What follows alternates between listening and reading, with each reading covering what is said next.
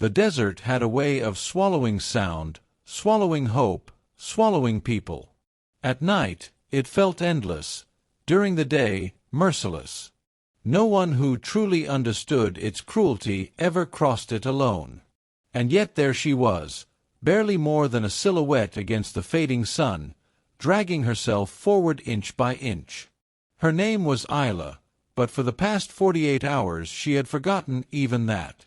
Pain had erased most of what she knew. Her mind clung only to the taste of dust in her mouth and the desperate instinct telling her she had to keep moving. Stopping meant death. And death meant the men who left her would win.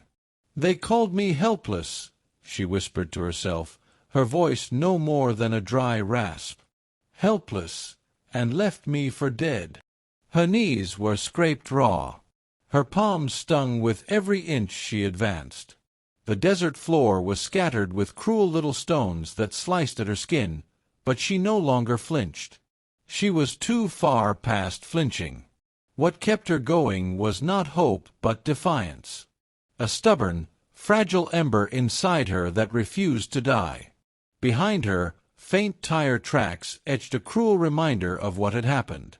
She remembered flashes, rough hands, mocking laughter, her body shoved out of the moving truck, the words, "Beebus Ladke, she won't last an hour." She had lasted far longer. But now she felt her limbs weakening, surrender creeping in like a slow tide. Her vision flickered, the sky above her warping. She tried to focus on the horizon. Somewhere out there, she told herself, must be a sign of life. But the world was growing dim. Then, hoofbeats. At first, she thought she imagined them. The desert played tricks on dying minds. But then she heard it again, the steady, rhythmic thumping of a horse approaching. She forced her head up, dust sticking to her cracked lips. Through the wavering blur, she saw him. A man on a large chestnut stallion. Tall, lean, broad-shouldered. A hat shading his eyes from the sinking sun. His clothes weren't dusty like a drifter's. They were clean, well-kept, the coat a smooth dark brown. Wealth, even from a distance, had a certain silhouette. He stopped just a few feet from her. For a moment, neither moved. He stared down at the broken figure in the dirt. She stared up with half-closed eyes, unsure whether he was real. The man swung off the horse. His boots hit the ground with a solid thud. He crouched beside her, his shadow falling over her, blocking the sun. "Dear God," he breathed, "what happened to you?" His voice was deep and quiet, touched by loneliness she didn't yet understand. She tried to speak, but nothing came out except a dry breath. He reached into his saddlebag, pulled out a canteen, and lifted her gently, so gently she could have cried. The water touched her lips like salvation. She swallowed greedily until he pulled it back. "Slow," he murmured. "You'll choke." His hand was warm against her back. She stared up at him, dazed. He had light brown eyes, soft in a way that felt impossible in such a hard land. A trimmed beard, sun-tanned skin. He looked like a man who kept to himself. A man unfamiliar with cruelty. "Can you tell me your name?" he asked. She opened her mouth. Nothing. He didn't wait for an answer. Instead, he carefully slid his arms beneath her, lifting her as though she weighed nothing. "It's all right," he whispered. "You're safe now. I've got you." And for the first time in 2 days, she believed safety might be real. His ranch stretched across miles of golden grassland. Fences ran long, straight lines across the hills. Horses grazed in neat pastures. A windmill creaked gently in the breeze. The house, large, white-painted, with a wraparound porch, looked like it belonged in an old Western tale. Isla, half-conscious, saw all of it through blurred eyes as he carried her inside. He laid her on a worn but clean leather sofa. A large stone fireplace stood across from her, unlit. She felt its promise of warmth. The man wiped her forehead with a damp cloth. "I'm Ethan," he said softly. "Ethan Ward." He spoke as though introducing himself to someone who mattered. Someone worth gentleness. He checked her pulse, examined her wounds with careful hands. "Whoever did this, they meant to kill you." Her eyes flickered in fear. He saw it immediately. "Easy. You're safe. Nobody can hurt you here." The certainty in his voice anchored her. He gave her more water, then broth he warmed on the stove. She struggled to lift her head, but he supported her without asking. Only when she could whisper did she speak her first words. "Why help me?" He paused. A strange, distant sadness crossed his face. "Because once," he said quietly, "someone found me when I had no strength left. Saved my life. I always swore I'd do the same if I ever got the chance." She stared at him. "But I'm a stranger." He gave a hollow half-smile. Lonely men don't get many chances to be the hero. There was more to it, she sensed, something heavy that lived behind his eyes, but she was too weak to ask. That night, she woke in a real bed, soft sheets, warm blankets, the kind of comfort she had forgotten existed. A lamp glowed softly in the corner. Ethan sat in a chair at the bedside, asleep, his hat on his knee. She stared at him for a long time. He had stayed. He was watching over her. No one had ever done that. Tears pricked her eyes, quiet tears, the kind that came not from pain but from a heart unused to kindness. She turned her face into the pillow, whispering, "I'm not helpless. Not anymore." And far outside, the desert wind howled against the window, powerless to reach her now. The next morning, Isla woke to sunlight spilling across the room. Her body ached, but she felt alive, truly alive, for the first time since she had been thrown into that truck. Ethan entered carrying a tray. Steam rose from a bowl of oatmeal and a cup of mint tea. "You're awake," he said gently. "Good." She tried to sit up, winced. He set the tray down and helped her carefully. "Thank you," she murmured. "You don't have to thank me," he replied. "Just eat what you can." She took a small spoonful. It felt like warmth spreading through her chest. He watched her with quiet concern. "You were dehydrated, bruised, and you have a sprained ankle. But you'll heal." Isla looked at him. "You saved my life." He looked almost embarrassed. Anyone would have. She shook her head. "No, not anyone." His jaw tightened, as though he disagreed but didn't want to argue. After breakfast, she leaned back against the pillows, gaining a little strength. "Where am I?" she asked. "My ranch," he said. 5 miles north of the highway. Too far for most people to wander. "And you live here alone?" "Yes." "Why?" The corner of his mouth twitched. "I like the silence." But she heard something in his voice, a loneliness so old it had become part of him. Over the next few days, she healed slowly.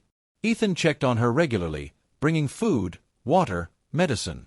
But even more than his care, it was his presence that comforted her. He never pushed her to talk. Never asked questions she wasn't ready to answer. Yet she found herself watching him. When he fed the horses at dawn, his movements were steady and sure.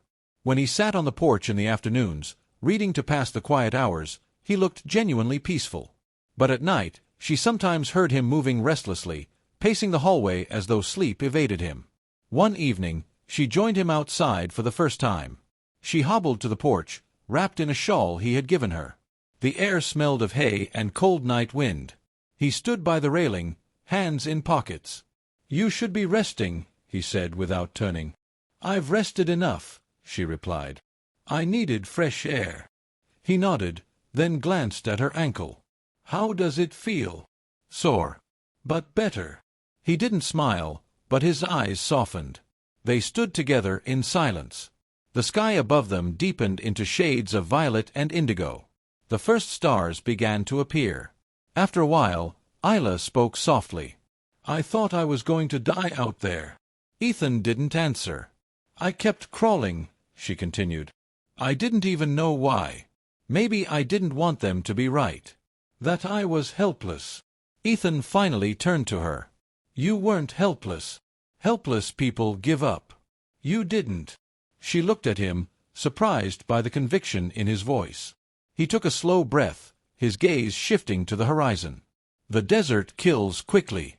Anyone who survives it alone was meant to survive. She wrapped the shawl tighter around herself. "You talk like you know." He hesitated. Then he said quietly, "I do." She waited. And then Ethan told her. Years ago, he had been engaged. Clara, bright, laughing, full of life, the kind of woman who lit up a room simply by entering. He and Clara had planned everything: a wedding, a home on the ranch, a future full of children and warmth. But one winter, tragedy struck. A storm rolled across the valley. Clara went out to bring in a lost colt. She should have returned in a few minutes. She never did. Ethan found her hours later, in the snow, unconscious. He carried her home just like he had carried Isla. But he had been too late. "After that," he whispered, staring into the night, "I couldn't stand people. Couldn't stand crowds. Couldn't stand voices telling me how I should move on. So I didn't. I stayed here. Alone." Isla felt her chest tighten. She had seen loneliness before, but this was different. This loneliness lived in his bones. She stepped closer. "You saved me," she said softly. "The way you tried to save her." He shook his head. "I tried to save her. I succeeded with you." There was a tremor in his voice he clearly tried to hide. Isla reached out, resting her hand gently on his arm. He froze, stunned by the kindness. "You succeeded," she repeated. "And you saved more than my life." He swallowed. "What did I save?" "My belief in good men." His breath caught, but he didn't look away. As days blended into weeks, Isla regained her strength. She began helping around the ranch, feeding the chickens, gathering eggs, brushing the horses. Ethan protested at first. "You're still healing." "I'm not glass," she replied with a small smile. He eventually gave in, but only with constant reminders to rest. The ranch no longer felt lonely. It felt alive again. One afternoon, while Isla brushed Ethan's favorite horse, Arrow, the animal nudged her shoulder affectionately. She laughed. Ethan watched from the fence, smiling for the first time she had seen. "You have a way with him," he said. "It's not me," she said. "He can sense gentle people. He must sense you in me." Ethan blinked, caught off guard.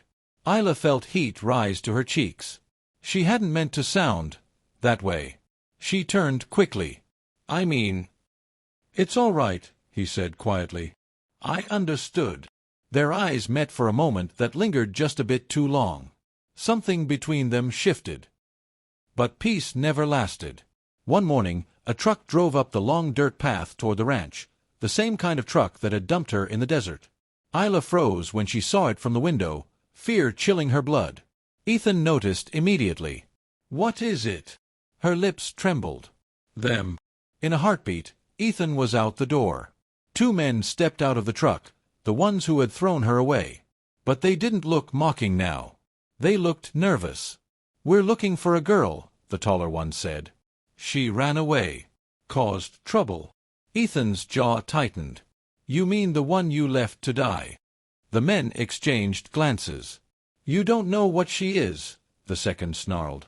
"She's alive," Ethan said. "And she stays that way." The taller man stepped forward. "Look, mister, she belongs to—" Ethan's voice turned cold as steel. "She belongs nowhere. And especially not to men like you."